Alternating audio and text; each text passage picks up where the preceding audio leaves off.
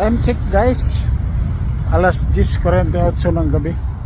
Pipick up tayo dito sa isang famous na restaurant dito sa Montreal. Ayan o. Ayan. Hindi ka taga Montreal kung hindi ka pa nakapunta dyan. Ayan, dyan. Mga nagtatrabaho ngayon dyan, ngayong oras ng gabi na ito, halos pa puro Pilipino. So, sikat na sikat ito guys, lalo na pag summer. Kasi itong parking lot na ito, ayan, pabilog din yung yung parking lot niyan. Punong-puno na sasakyan yan na mga luxury at saka yung mga motor na mga, kasi tambayan ito ng mga mayayabang eh. No?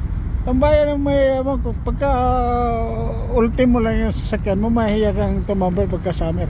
So nandiyan naman yung mga pulis naka-altabay dyan kasi bawal yung iba kasi mga busado papaano ng tambutso ying ganon. So naka-altabay yung mga pulis.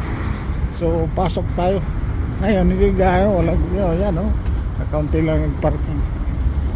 Kahit mga negative ang temperature, marami pa rin nagpupunta. Ganitong 10 oras ng gabi. 24 hours ito sila bukas. So pasok tayo.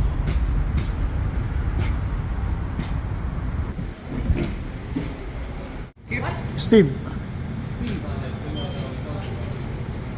Yan. Salamat. Dalawa pala.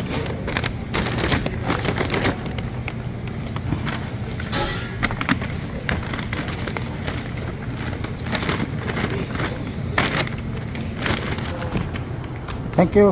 So, ayan guys. Ayan. Pasabay yung pulis. Dito kasi, maraming nangyayari dito na deal ng mga sasakyan, dito lang nag-uusap-usap, dito nagpapangabot, nagkikit, which is mayroon din mga hot car na dito nagkakabintahan. Ibig sabihin mga nakaw, alam niyo sa Pilipinas na may mga magnanakaw, meron din dito.